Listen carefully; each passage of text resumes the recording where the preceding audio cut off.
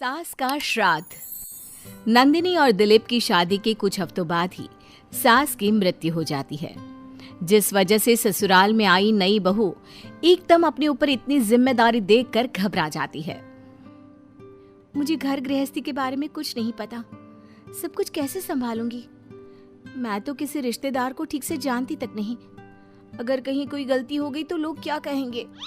नंदिनी, तुम बेमतलब इतना टेंशन ले रही हो। घर में हम दोनों के अलावा कोई है नहीं। जैसा भी काम करो कोई जज करने वाला नहीं है। रही बात रिश्तेदारों की तो उन्हें मैं संभाल लूंगा। पति का सपोर्ट देखकर नंदिनी के अंदर हिम्मत आ जाती है। अब दोनों मिलकर एक दूसरे को संभालते हुए आगे बढ़ने लगते हैं। इसी तरह 1 साल बीत जाता है और श्राद्ध के दिन शुरू होते हैं। नंदिनी के पास सास की बहन का फोन आता है। बहू, पता है ना, श्राद्ध शुरू हो गए। जी मौसी जी, मुझे पता है। तो फिर सास का पहला श्राद्ध कब करोगे? पंडित जी से बात की?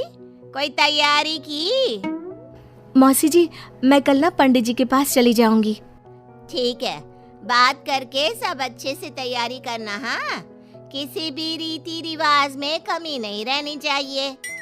नंदिनी मौसी सास की बात पर तो हाँ बोलकर फोन काट देती है, लेकिन फिर रीति रिवाज और श्राद्ध के बारे में कुछ पता ना होने की वजह से दोबारा टेंशन में आ जाती है। शाम को दिलीप के घर वापस आते ही उस पर अपने सवालों की बारिश शुरू कर देती है। आज मौसी जी ने फोन करके मम्मी के श्राद्ध के बारे में बोला। हाँ, मुझे याद है। तुम पंडित जी से बात कराओ, बाकी फिर वैसे ही तैयारी कर लेंगे। वो तो मुझे पता है, लेकिन मौसी जी ने साथ में रीति रिवाज के बारे में भी बोला, और इस घर की किसी भी रिवाज के बारे में मुझे कुछ भी नहीं पता। देखो, इतना सोचने की जगह जैसा पंडित जी बोले वैसा कर लो, सब सही होगा। अगले दिन दिलीप के ऑफिस जाते ही नंदिनी घर के बाकी सब काम छोड़ पंडित जी के पास जाती है, जो उसे श्राद्ध करने की तारीख के साथ क्या और कैसे करना है सब कुछ अच्छे से समझा देते हैं। घर वापस आते ही नंदिनी मौसी सास को फोन करती है। मौसी जी, 2 दिन बाद मम्मी का श्राद्ध रखा है। ठीक है, आ जाऊंगी। और पहला श्राद्ध है, इसलिए पूरे परिवार को बता देना। सब साथ में पूजा करेंगे तो दीदी को अच्छा लगेगा। मौसी के कहे मुताबिक नंदिनी सबको इन्फॉर्म कर पूजा की तैयारियों में लग जाती है।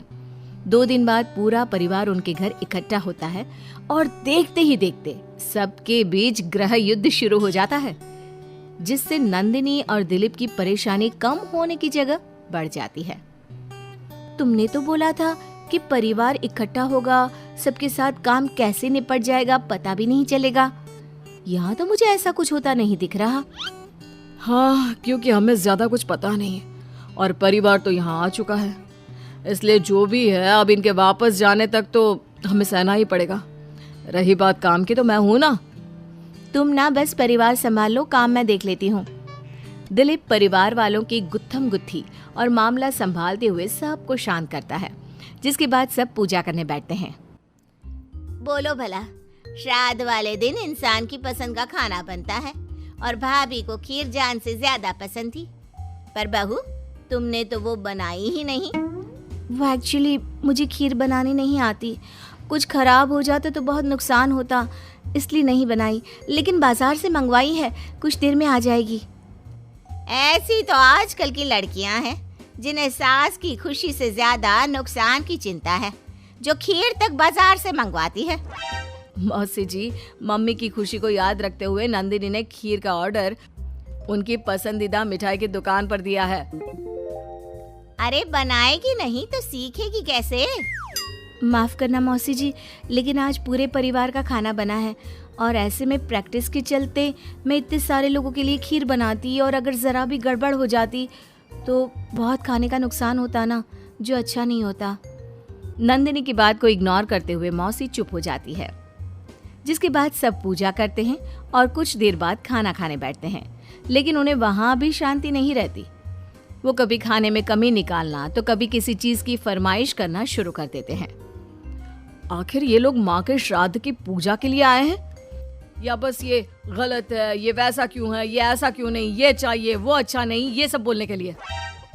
मुझे तो समझ में नहीं आ रहा, यहाँ श्राद्ध की पूजा हो रही है या इनकी पार्टी। जिस हिसाब से कमियां निकाल कर भी उंगलियां चाट चाट कर खा रहे हैं ना, इनकी तो पार्टी ही लग रही है।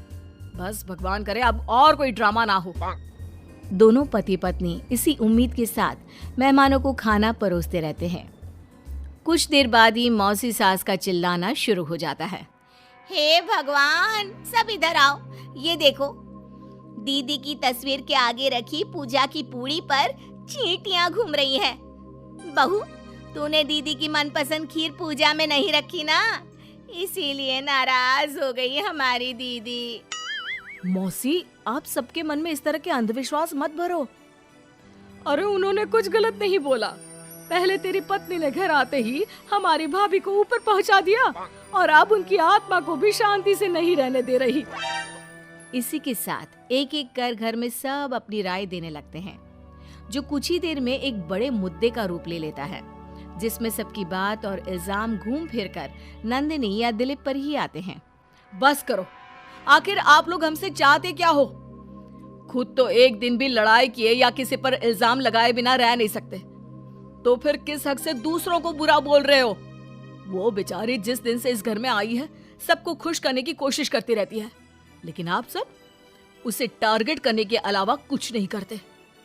मौसी जी, आप इतने विश्वास के साथ कैसे कह सकती हैं कि मम्मी नंदिनी से ही गुस्सा है, क्योंकि अभी आप लोगों की हरकतें भी कोई प्यार करने के लायक नहीं है। दिलीप को पहली बार इतने गुस्से में और चिल्लाते देख मौसी के साथ पूरा परिवार चुप हो जाता है।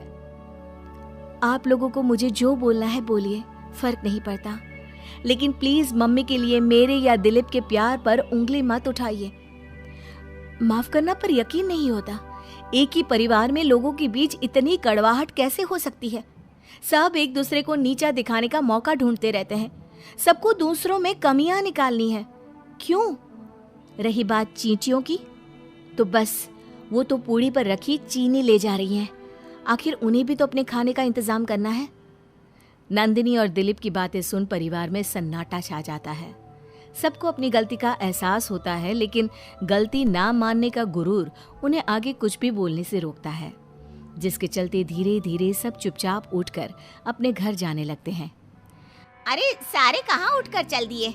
बेशर्मो, अब भी तुम्हारे अंदर इतनी शर्म नहीं आई कि एक सॉरी बोल दो? हमने बहू को न जाने कितना परेशान किया, फिर भी उसने पलट कर किसी को कुछ नहीं बोला। नंदिनी, हमें माफ करना, इस साल तो हमारी वजह से सब खराब हो गया, पर वादा करती हूँ अगले साल सब इस परिवार का नया रूप देखेंगे। फिर मैं भी वादा करती हूँ कि अगले साल सबको अपने हाथ की बनाई बढ़िया खीर खिलाऊंगी।